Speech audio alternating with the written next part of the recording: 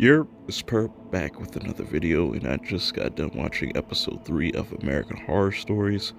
Now, after last week, they put out 2 episodes.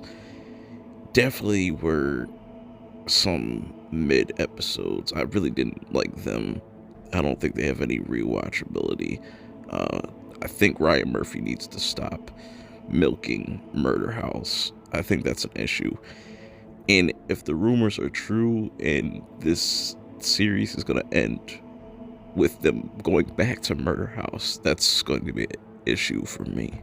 So let's hope that's not the case and that's just a rumor. This one, though, I think was definitely a better episode and should have been, honestly, the first episode that we got. I do have my issues with it. It's definitely not perfect, but it's definitely something different.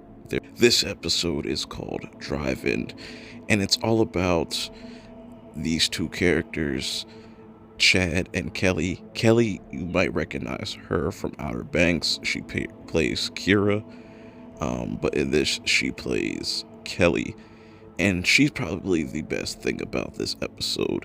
And she has this boyfriend named Chad, and they're both trying to, figure each other out. He's trying to get in those draws. She's not trying to really have it. She's trying to take things slow, and that's where they kind of start to bump heads. But this is where our movie starts to kick off, as we have a scene of Chad talking to his friends about this movie that's been banned because back in 86 it got banned because it made people go crazy and start killing each other at this movie theater. Really interesting stuff there. I kind of like the whole backstory on that whole entire film, but that leads up to Chad and all his friends, and also Kelly, going to this drive-in movie theater to go check out this movie. And so they all go to this movie theater, and obviously they watch the movie. People start going crazy.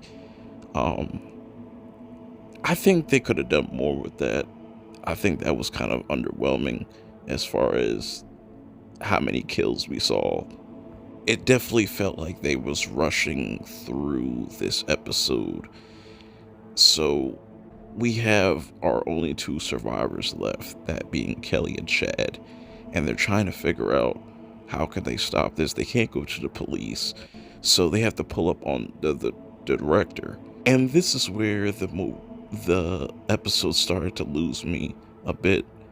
There's a lot of inconsistencies and stuff like that.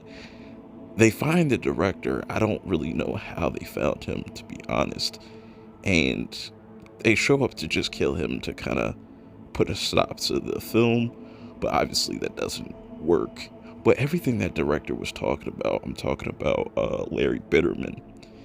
You might remember him from playing Twisty the Clown and other American Horror Story characters. There's definitely callbacks. You definitely see little Easter eggs to characters he's played in the past.